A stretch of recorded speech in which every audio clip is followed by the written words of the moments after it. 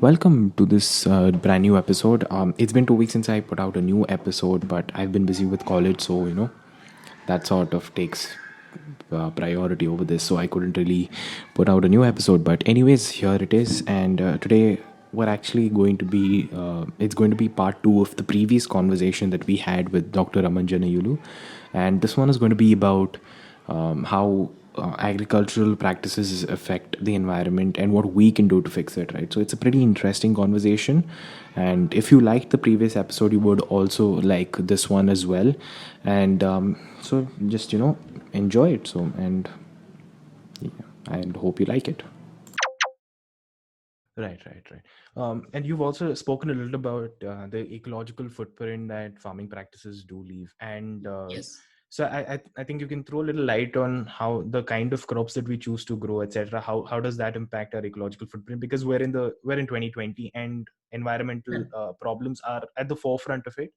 And so I think maybe if you can talk a little about how it's impacting, how the farming One of the practices in India are impacting. yeah. See, as a consumers, we are Mm-hmm. never worried about what food has done to environment before it comes to your plate. Right. See, if I'm having an idli today, Mm-hmm. whatever is used to make that idli, I never worried about what it has done to the environment. Right. Before idli is made, rice, what rice has done to the environment, or the dal has done to the environment before it comes to your plate. Mm-hmm. Nor we are worried about what it has done to the farmer who has grown it. Right. Whether the farmer is still alive, whatever you paid, whether it went to the farmer, we never worry about it, right? Mm-hmm. Both. We never worry about the ecological footprint nor the economic footprint. See, I might have paid 100 rupees to buy the rice, but in that 10 rupees might have gone to the farmer, or 50 rupees might have gone to the farmer. Mm-hmm. We never worry about it. Right. So your choice of food and then your choice where you buy, these two matters. So Okay. your behavior matters. Many people doesn't worry about that. So your purchasing behavior in terms of what you're buying, where you're buying, certainly Correct. matters. It's the first point. Second point, in terms of ecological footprints, if you take the examples, there are certain crops which use high energy. There are certain practices which use high energy. There are certain crops which use more water. There are certain crops which use more chemicals.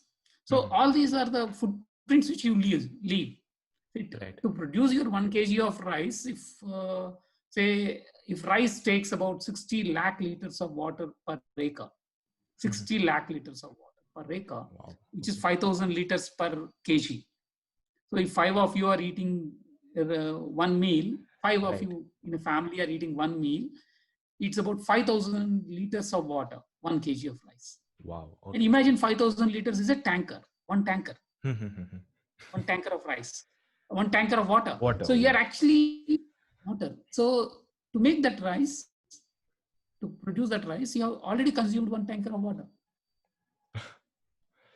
Right. And imagine the entire Bangalore, if all the people eat 3 times a day only rice, how much water you need? Exactly. Yeah. So obviously you can't leave water to Tamil Nadu. You want to hold all your Kaveri waters within yourself. So obviously Tamil Nadu will fight for you with you. So these all fights, states, fights between districts, So all this comes because of that. Resources. So if your planning is not based on your resources, and that planning for resources cannot be at the production level alone unless the consumption changes. Right. Unless the consumption changes. See, if entire Bangalore want to eat only rice, obviously farmer will grow rice. Correct. Because that's what people are buying. So you can't expect to grow something else. That's what government is also buying. Right. See, it's not only people, but it's also government buying. Say, if government want to distribute under PDS only rice, then the farmer will have to produce. Food is not rice. Food is not rice. So government should have told, say, 50 years back we supplied rice. Now I'll stop rice. I'll do millets, because see, your intervention is to promote healthy food. Your intervention is to create market for those which doesn't have market. Right. Isn't it? So government intervention is about creating market for the products which doesn't have a market. Help those people who doesn't have a market. Or create awareness about a food which is more important. If that is the case, then PDS should not have rice. Correct. Isn't it? It should have more of dal, it should have more of oils, it should have more of millets, and then less of rice or no rice. And today we are buying more of rice, and we are buying to an extent that your warehouses are full for next 15 years or so. The rice you are keeping over there, what do you do if every year you have so much production? So that's the kind of thing. So one of the things what we tried is to calculate these ecological footprints in terms of what constitutes a ecological footprint. One is about the water. Second is about the energy. Second is about the energy. Third is about the chemical. Right. So like I said, if 1% of the chemical is what killing the insect, rest of the chemical, you are actually spoiling all the environment. So what is the chemical load you are leaving on the environment? Fourth is the distance. So why should some Punjab rice should come and be sold in Andhra Pradesh? Similarly, why should Andhra Pradesh farmer go and sell in Chicago? Right? So out of desperation doing is different. By design doing it is stupid. Correct. See, if I don't get market here, selling there is okay. Or if part of my produce I sell there is fine. Say 80% of my produce I sell locally. 15-20% of the produce which is excess, which I can't sell here, I can sell outside. And then I slowly make changes in my production. That's a different story. But if I'm producing only for outside, it's stupid. So that's what the problem created in Punjab today. So Punjab was made to produce for the entire country. And today they are unable to get out of the trap. Okay, and so within the country that is a problem, and then exports are also a problem. So we need to understand that dimension of the problem. So ecological footprint, the idea was to put it onto the packet, what this packet has done to the environment and what a comparative packet has done. So it's not that just we put in this packet, say the rice which we have grown uses 50% less water or 30% less water. It has not used any chemicals. It has traveled only less than 100 kilometers distance from its production to you. It has not used much of energy. So these 3-4 things are put together. 4 factors are put together as a label with a comparative figure. So that's the ecological footprint label we evolved. And similarly, economic footprint label in terms of what is the share of producer, and then what is the share of processor, how much is going to the, how much each one in the supply chain gets. See, each supply chain actor performs certain function. Right. Is it correct? Fair or it is unfair? Is there something which is important? So economic footprint and ecological footprint, both we started counting, and then now that's quantified numbers are coming onto the packet. So that's a Sahajaram. Through the Sahajaram, we started experimenting with that, and now we are ready to extend this to other groups also. So if anybody is interested, we wanted to extend this one. And we are also trying to quantify these at the village level in terms of village and district level, saying, say, annually, what are my ecological footprint reduction? Am I reducing water consumption in agriculture? Am I reducing the groundwater usage in agriculture? Am I reducing chemical use? That need to be done at the village and district level also. And then label them. Basically saying this village is doing better than this village.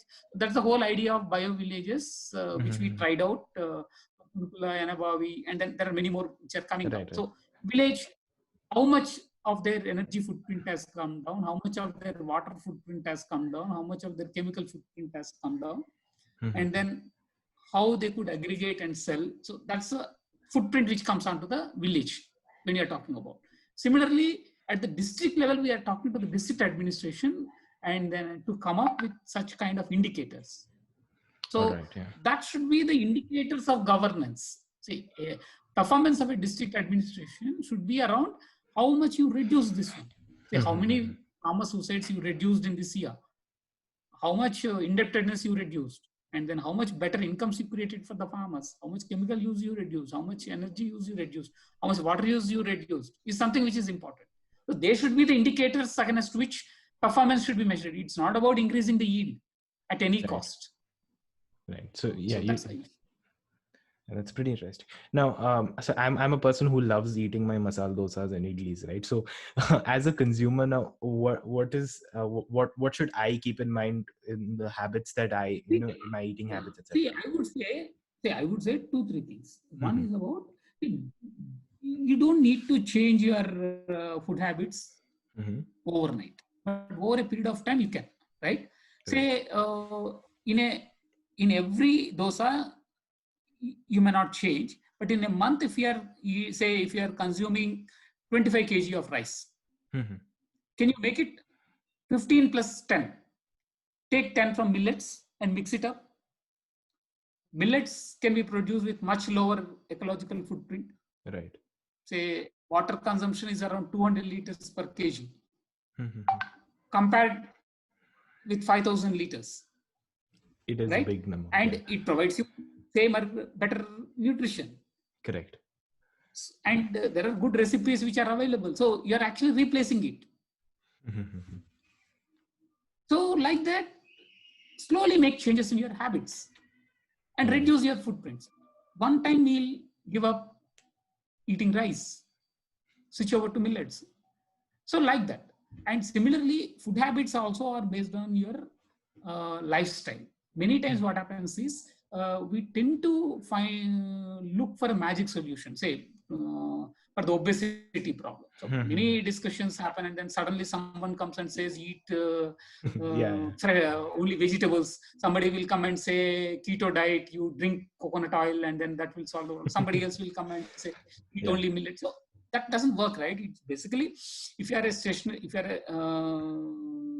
stationary job, you have a stationary job where you sit and work, then obviously for physical exercise is little, and so you need more of proteins than cereals. Correct, yeah. Because your carbohydrates carbohydrates gives you instant energy, whereas proteins and oils, fats gives you little bit of instant energy but builds your body over a period. So that shift is something which is very important. So your diet shift is also critical.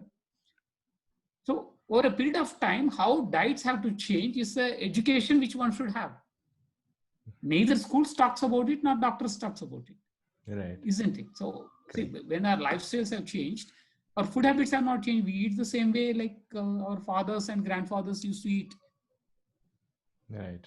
And we are not spending so much. So obviously we need to change our diet. So that's a problem.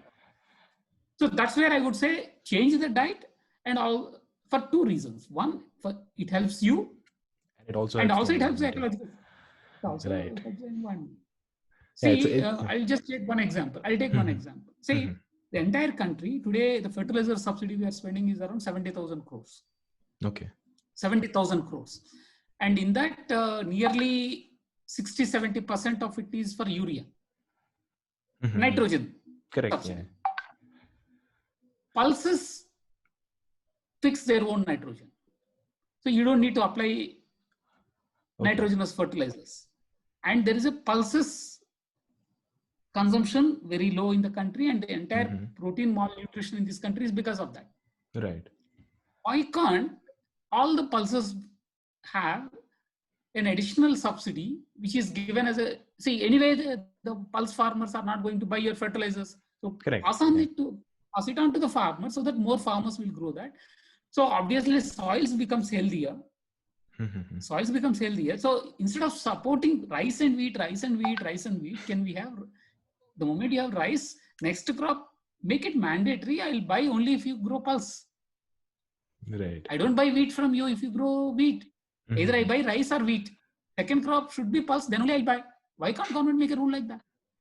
I'm saying, see, regulations have to change over a period of time based on the situations we face with. Right. That is not happening. And so it ultimately comes back to when we were talking about how there's ill-informed policies that are made. Yes. So it is not the farmers who are ill-informed.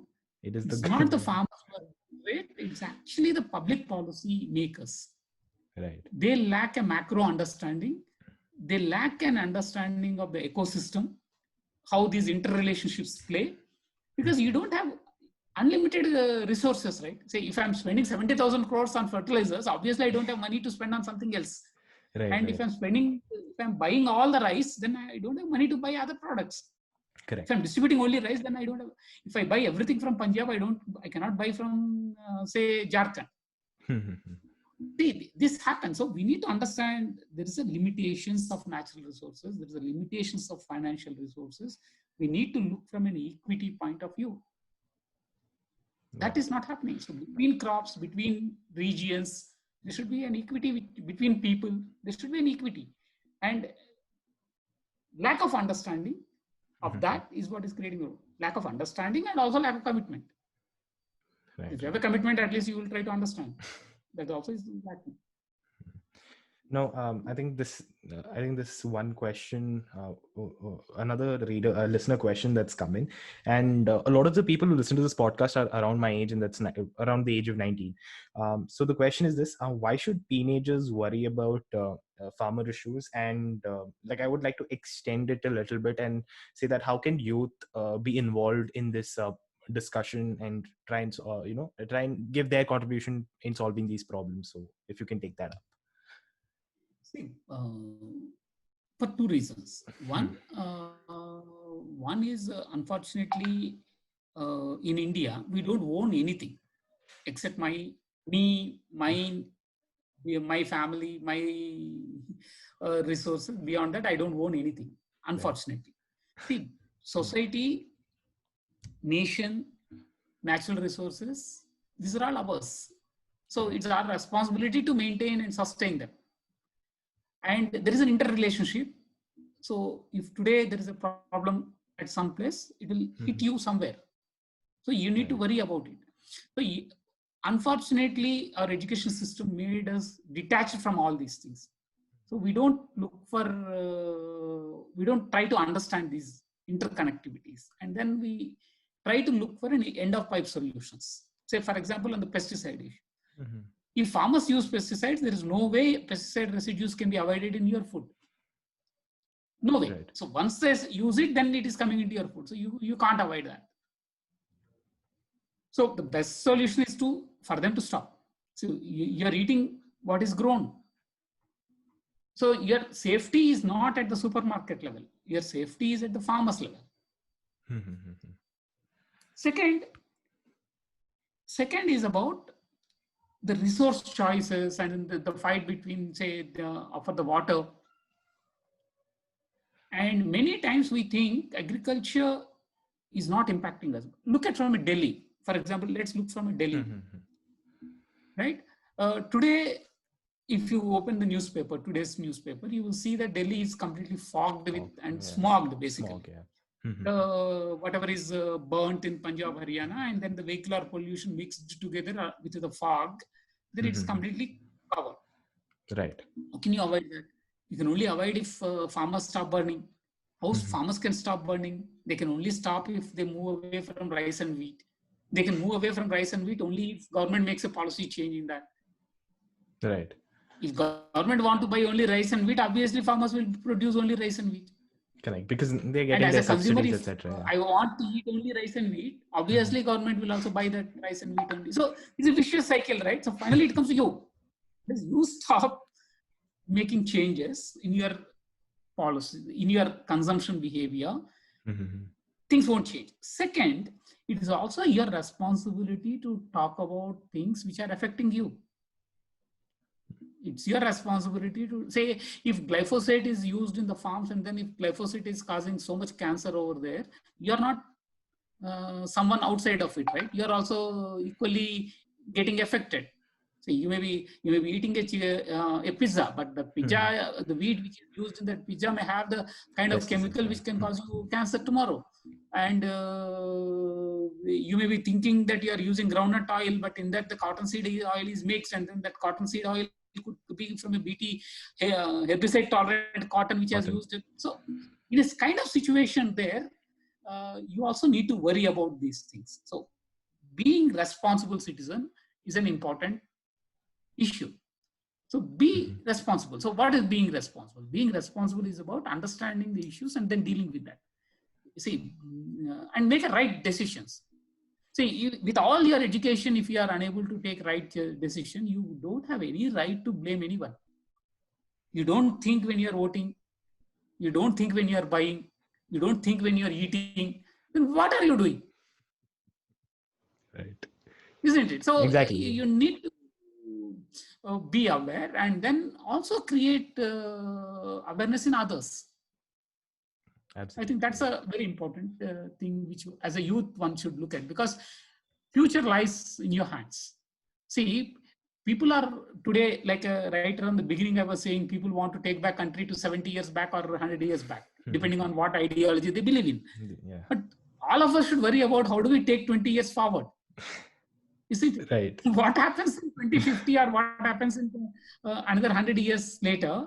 We should worry about it, and then how do we move forward, and then how do we take our resources with us? How do we take people along with us? Is something we need to worry about. So forget about those people who are worried about past. So let them live in their past, but at least we should live in the future, right? Absolutely. I think at least that should be the goal of the youth. So, right, because ultimately it's going to be us itself living in this future. We're going to be facing the problems of the past. Live, right? Say Niti Aayog has released a report last year, if you remember, that we are going to be affected by severe droughts, and probably 30 go out of water. But if 30 cities goes out of water, and they never talked about the villages which have gone out of water. There could be thousands of villages which have gone out of water by then already. Right. And I was actually trying to, I always tell people, say, if you remember last year when Chennai went dry, trains were sent with water, right? The tankers. Right. Yes. The tankers carrying water. Latur also, there was a train with tankers. You need 12 such trains to actually grow your paddy. Wow. 1 acre. So just imagine, and then you want to, you don't want to change your food habits. You don't want to question anything happening over there. So if you want to keep quiet, how? But tomorrow your tap also will go dry. Right. Isn't it? Say, if today the village tubewell has gone dry, tomorrow your tap also is going to go dry. Exactly. And it's only when that tap goes dry, you realize, oh, wait, there is a problem. Oh my God. There's a problem over there. So see, the water is not supplied by that water supplying company. Right. I think that's something which we need to realize. Unfortunately, all this education has to happen outside the schools. Very unfortunate. It's actually the school should create that awareness and understanding. So how do we make it as part of the regular discourse is something which is very important, and that's where actually youth can play an important role. Right. So make it part of your regular, say, like the way you discuss about your daily things, these are also part of your daily things. Right. So that should come in. It should not be seen as this is some NGO's job or this is some activist job or some farmer's issue kind of thing. It's part of your life. So like the way you discuss about your other things, you should also discuss about these things. So how do we make that as a part of your discussions is an important issue. So people like you should make that effort. Absolutely. I mean, that's a great note to end on, where the change ultimately lies in your hands. You're the one who has to bring about this change, and and you shouldn't be ignorant to these problems, because today it may not be so big to you, but in the future you never know, it's you who will be affected the most by it. So I think that was a great message. Thank you so much, sir, for joining me today. It was an excellent conversation I've had. There's so many things that I personally had no idea about, and the mainstream media, when we're talking about these issues, takes a very different angle, and to get to understand the ground reality of things is very important, at least today. So thank you so much, sir, for joining us. And thank you. Thank you very much. It's a pleasure talking to you. Thank you. Yes, sir. Thank you for tuning into this episode of What is This Behavior? The support that I've gotten for the YouTube video as well as the podcast on Spotify and all of the platforms that we're on. It's incredibly great. Thank you all for the feedback that I've gotten. We'll try and make more and more content. We'll talk to more and more people, more and more guests. Hopefully we can get some experts on the show who we can talk to about some really some topics that you really don't find in the mainstream media. That's something that I've been trying to do, but turns out it's actually pretty difficult to find these guests because people are busy and sometimes you just don't get their contacts. But anyways, we'll I'll make sure to get you more and more content and better content each time. So until next time, hope you have a great time, and make sure to check out the podcast by my friends at the Imagined Order. They're doing some great work, and make sure to check them out. So bye bye and have a great week.